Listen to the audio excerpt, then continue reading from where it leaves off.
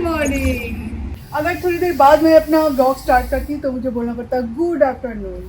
तो जिस दिन मैं थोड़ा लेट वीडियो स्टार्ट करती हूँ, नॉर्मली मैं अर्ली मॉर्निंग स्टार्ट कर देती हूँ, पर जिस दिन मैं थोड़ा लेट वीडियो स्टार्ट करती हूँ उस दिन मुझे किचन से शुरू करना पड़ता है क्योंकि लंच टाइम हो जाता है।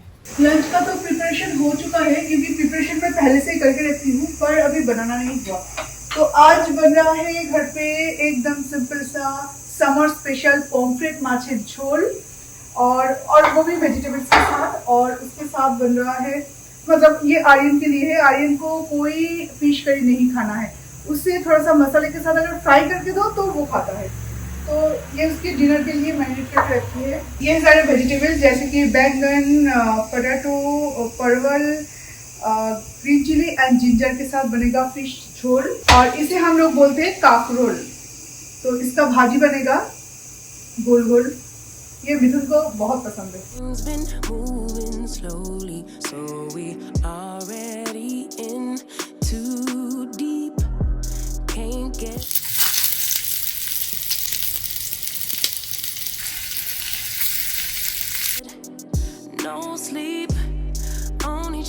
फिश करी के लिए हम कलौंजी छौंक देंगे, और जो भी वेजिटेबल्स मैंने यहाँ पे कट किया था वो सारे वेजिटेबल्स एक साथ हम हल्के से फ्राई कर लेंगे।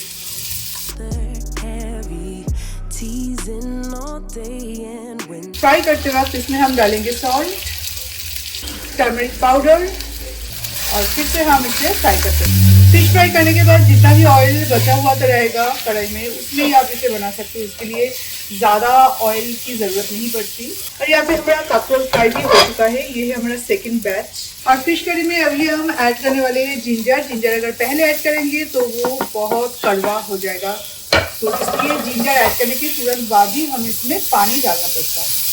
तो जिंजर को लो फ्लेम में रख के ऐड करेंगे, और उसके साथ साथ क्यूमिन पाउडर भी बिल्कुल इसी टाइम में ऐड करेंगे। अभी आप देख ही सकते हो कि इसमें ज़्यादा ऑयल तो बिल्कुल भी नहीं है, बहुत ही कम ऑयल के साथ ये बन रहा है।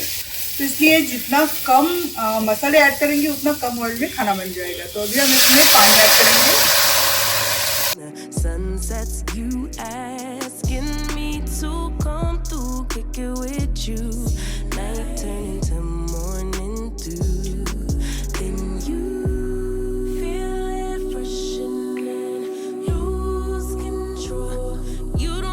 और अभी एक ग्लास जूस लेके हम जाएंगे ऊपर, और एक सीरीज आया है जूही का, तो वो सीरीज देखेंगे। पार्ट 2 आया है, 2 और 3 पता नहीं। चलो अस्कर कम, चलो चलो चलो, हम सब मिलके ऊपर चलते हैं, थोड़ा टीवी देख लेते हैं। क्या हुआ?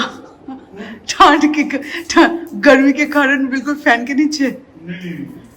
देन मैं कुछ सोच रहा हूँ। क्या? ये ऊपर का वो कैसे करेंगे, क्या करेंगे? हाँ, ऊपर ये जो परगोला है ना, ये बहुत प्रॉब्लम कर रहा है। देखिए पूरा धूप यहाँ से आ जाता है। एसी का हवा भी इतना ज़्यादा काम नहीं कर रहा है।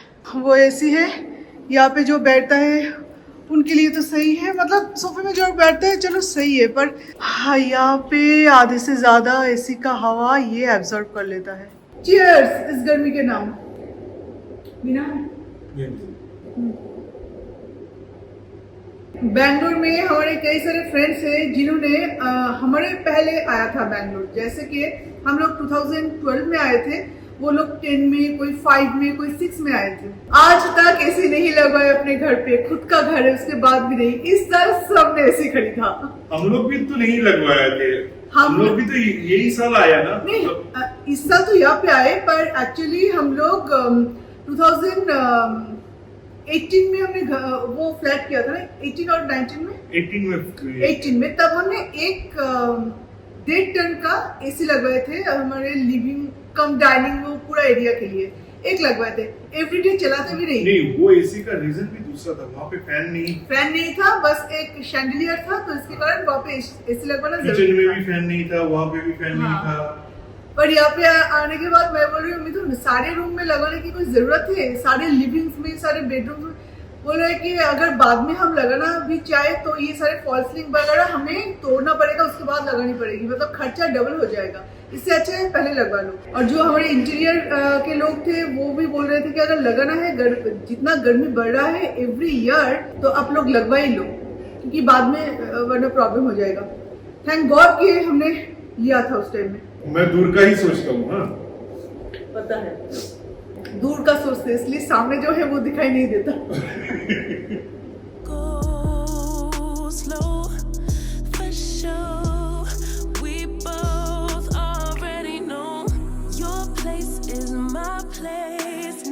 चालाकी का भी कोई हद होना चाहिए, चालाकी का भी कोई हद होना चाहिए। यहाँ पे अभी तक मैं सोई हुई थी और यहाँ पे जबकि एसी चल रहा है ना तो आराम लग रहा था और थोड़ा सा एक चादर लाके मैं ओढ़ के टीवी देख रही थी। जब भी मैं यहाँ से उठी वॉशरूम के लिए, यहाँ से उठी तो ये जगह बिल्कुल रिजर्व हो गया और यहाँ से हिलेगा नहीं। और देख रहा है मुझे किस तरह से। समझदारी का पिल्स लेते हो तुम आफ्टर डिनर, समझदारी का पिल्स। और यहाँ से ये हिलेगा नहीं। एकदम से पता है कि सबसे ज्यादा हवा मतलब एसी का जो चिल हवा है वो यहाँ पे आता है। कोलकाता में भी ऐसा करता था, याद है? हाँ, रोजडेल में वो टीवी के सामने, बिल्कुल टीवी के ऊपर था एसी और टीवी के सामने बिल्कुल सोया हुआ है। और उसको ऐसे वो अगर इधर उधर घूम रहा है, उसको अगर बोला जाता था ऑस्कर एसी, वो आके ही एसी के सामने सो जाएगा। इतना दूध तो बेबी किसके पास है, किसके पास है? तो चालाक और इसका दूध तो बेबी। हाँ, किसी के पास है किसी के पास? तो बोलो दोस्ती करवा देंगे, दोस्ती करवा देंगे। बदमाश, देखो घूम फिर के फिर से लेटेगा कि किस एंगल में भी सोया जाए। तो चलिए अभी ये चाय टाइम और अभी चाय बना के लेके आते हैं। अभी थोड़ा सा बाकी है, सीरीज का पूरा खत्म नहीं हुआ और 2 एपिसोड बाकी, और 2 एपिसोड ओनली। ओके, तो अभी चाय बना लेते हैं। आर्मी के लिए ऑब्वियसली पूछने की जरूरत नहीं है मिल्क टी, पर मैं आज पीऊंगी लेमन टी। पीना है? नहीं, लेमन टी नहीं, ब्लैक कॉफी पी सकते। अभी इस टाइम अगर कॉफी पियोगे वो भी ब्लैक वाला तो एसिडिटी हो जाएगा। हाँ, और रात को नींद भी नहीं आएगा। इससे अच्छा है तुम चाय पी लो। तो एनीवे चलिए तो चाय बना के ले आते हैं। और 2-3 दिन से मैंने चाय पीना लगभग बंद ही कर दिया था। इतना ज्यादा गर्मी लग रही थी ना, और क्या बोलूं, काम भी थोड़ा ज्यादा है। वैसे गर्मी तो आज भी है पर काम 2-3 दिन से थोड़ा ज्यादा ही है। आपको पता है कि A to Z इस घर का मुझे ही करना पड़ता है। सिर्फ झाड़ू पोछा बर्तन के लिए कोई है और पूरा तो मुझे ही करना पड़ता है। तो जिस दिन थोड़ा ज़्यादा प्रेशर रहता है ना, उस दिन और मन नहीं करता कि मैं शाम को चाय जैसा गर्म कुछ पीऊँ। तो आज लग रहा है कि हाँ, 2-3 दिन बाद आज थोड़ा सा मुझे चाय पीना चाहिए, और वो भी लेमन चाय। उसमें इतना ज़्यादा गर्मी नहीं लगती। लेमन टी बनाने के लिए बिल्कुल भी टाइम नहीं लगता। जस्ट कप में आप शुगर डालो, ब्लैक सॉल्ट डालो और लेमन डालो, और जो ब्लैक टी है वो डाल दो, बस बन जाएगा। और कलर इतना सुंदर आता है और इसका टेस्ट भी उतना ही बढ़िया आता है। और मिल्क टी में भी इजी होता है, पर क्या है ना कि रेगुलरली एक ही प्रोसेस में अगर आप चाय बनाओगे तो थोड़ा सा तो बोर फील होगा ही ना।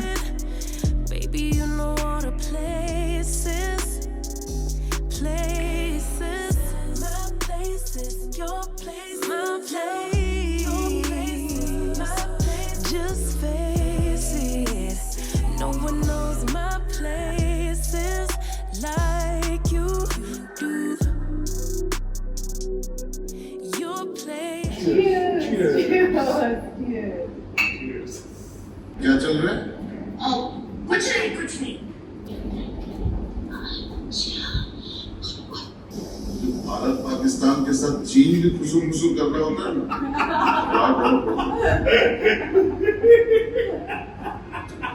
भारत पाकिस्तान के साथ चीन भी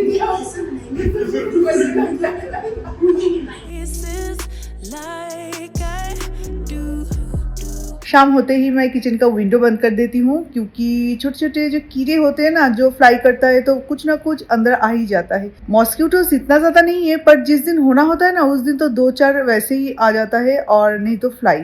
और अगर फ्लाई किसी भी तरह से आ जाता है तो ऑस्कर माइलो बस उसके पीछे पड़ जाता है। इसके लिए चाहे घर का कोई चीज़ ही टूट क्यों ना जाए। और जब भी मैं यहाँ पे शाम को आती हूँ विंडो बंद करने, तो 1-2 फूल तो मेरे लिए यहाँ पे ज़रूर रहता है, जैसे कि मेरे लिए यहाँ पे छोड़ा है।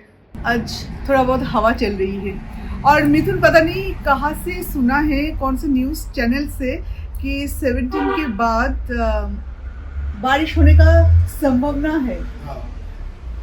बोल रहा है श्योर, कि या मुझे तसल्ली देने के लिए? नहीं, हाँ, नहीं। सच में। एक ये कुछ क्या डीएन न्यूज या कुछ ऐसे न्यूज जो होता है नहीं, जहाँ से भी सुने हो मुझे इससे कोई प्रॉब्लम नहीं है, पर ये तसल्ली देने के लिए ना हो, बस गूगल इतना में है। ये कर रहा था कि प्रोबेबिलिटी है बहुत जरूरत है अभी। कि 17 के बाद बारिश हो सकता है। पर अभी 17 से पहले अभी 4 डिग्री और भी बढ़ेगा, मतलब 40 तक जाएगा टेम्परेचर। अभी 36 37 चल रहा है, 40 तक जाएगा, लेकिन आज थोड़ा हवा है, थोड़ा हवा है, अच्छा अच्छा लग लग रहा है। रहा है। आर्यन भी जाएगा ट्यूशन क्लास में। ऑटो बुक हो गया? हाँ, 4 मिनट में आ रहा। एक्चुअली ऑटो यहाँ से मिलता नहीं है, जब भी मिलता है तो कैब मिलता है। आर्यन वैसे भी अभी बहुत समझदार हो गया है। आर्यन बोल रहा है यहाँ से यहाँ तक जाएंगे तो कैब की क्या जरूरत है, अगर ऑटो हो जाए तो चल जाएगा। पर ऑटो और कैब का फेयर लगभग सेम है ना? नहीं, ऑटो का फेयर आता है कुछ 50 रुपीज, करेक्ट?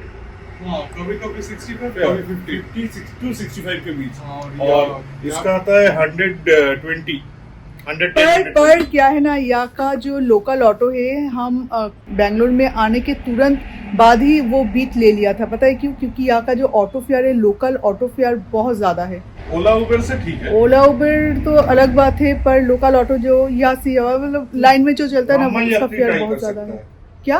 नामा यात्री। नमयात्री वो हाँ, कैश में नमयात्री। पेमेंट करना पड़ता है, या गूगल पे में वहाँ पर स्कैनर हो तो स्कैन करके पेमेंट करना पड़ता है।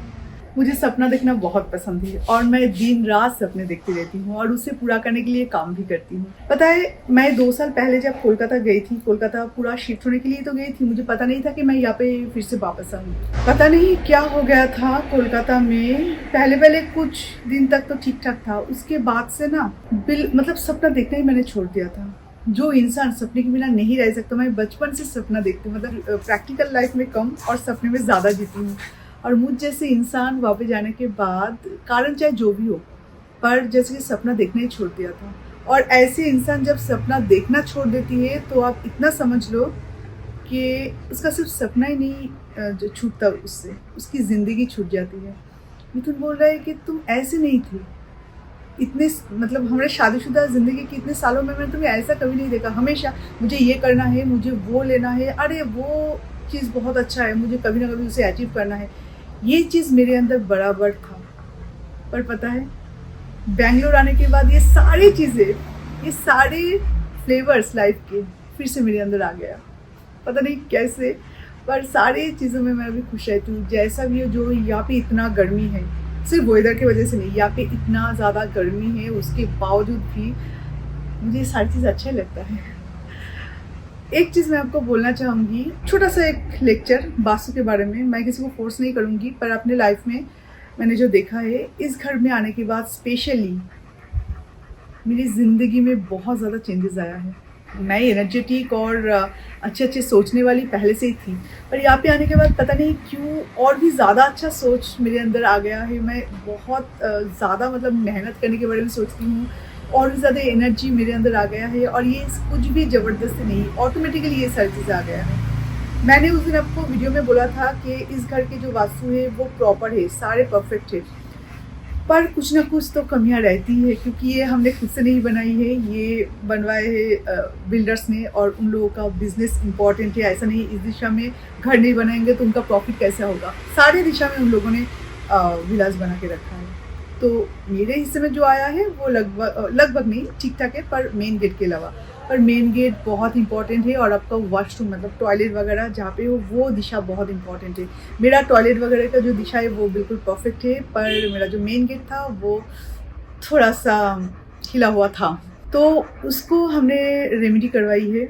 उसके बाद से एक नोटिस करना पड़ता है कि क्या हो रहा है। हर एक दिन थोड़ा, वैसे इसके लिए थोड़ा सा टाइम लगता है, पर हर एक दिन आपको खुद को थोड़ा सा फील करना होता है कि रेगुलर से क्या चेंजेस आ रहा है। पर मेरे लाइफ पे इसका बहुत अच्छा असर हो रहा है। इवन मैं आपको बोलना चाहूँगी कि इतने पैसे खर्च करके हम जब ज़मीन खरीदते हैं, घर बनवाते हैं, इंटीरियर भी करवाते हैं, पर छोटा सा अमाउंट अगर हम वास्तु के लिए थोड़ा सा खर्च करें, और अगर ना भी करना चाहे तो एटलीस्ट कोई प्रोफेशनल से अपना घर या शॉप अगर आप नहीं देना चाहते हो तो उसे एक बार दिखा लो। बहुत काम आएगा। और गूगल में अगर आप सर्च करेंगे तो बहुत सारे ऐसे प्रोफेशनल्स आपको मिल जाएगा, क्योंकि आप लोग जो मेरे वीडियो देखते हो अलग अलग जगह से देखते हो, इवन अलग अलग कंट्री से भी आप लोग देखते हो।